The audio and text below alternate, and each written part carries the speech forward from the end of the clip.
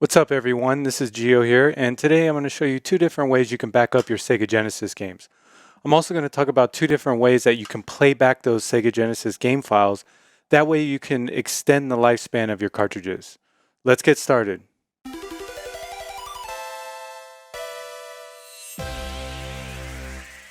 Now before we begin, I want to be very clear. It's very important that you update the firmware on whatever device you're using first. That is going to rule out the issue that you have an outdated firmware, and that's what's causing any problems that you may have. For the first method, we're going to be using the Retro 2. This is a nifty little device that retails for around $70. I bought mine at dragonbox.de, and I'll leave a link in the description below. This device is super simple. All you need to do is plug it into your PC and then plug in your Sega Genesis cartridge. The device will automatically rip the ROM files and a folder will pop up with your files. Here we can see three distinct files. The retro.cfg file is a configuration file. The .bin file is the actual ROM of the game, and the .srm file are your save files from the game. That's it.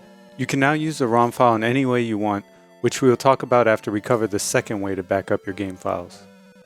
The second device is called the Infinite NES Lives Retro Dumper Programmer. This device is cheaper than the Retro 2 and sells for around $52 at the InfiniteNESLives.com website. I'll leave a link in the description below. While this device is cheaper than the Retro 2, it is actually somewhat more powerful but difficult to use.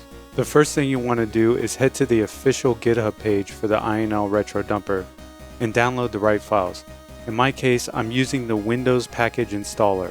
Unzip the folder and run the install driver in the Windows driver package folder. Afterwards, you should see the INL Retro prog appear in the device manager.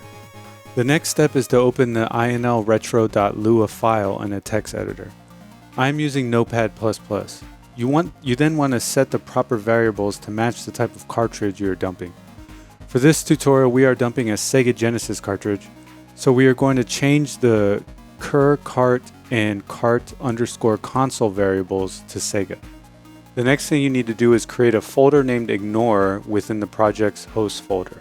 After that, open your command prompt and make sure you set it to admin rights. Then navigate to the host folder in the project folder and run the following command. I'm going to paste the command across the screen so you can see what I'm talking about. But after I did this command, it seemed to work. Before that, it really wasn't working for me. If you get an error saying the checksum is incorrect and the dump failed, then you need to do two things. First thing is to clean your cartridge off with some alcohol using a Q-tip. The second thing you can do is attempt to run the ROM file anyway. For some reason, I got the checksum error, but the ROM ran perfectly fine and was the correct file size when I compared it to the ROM I dumped with the Retro 2.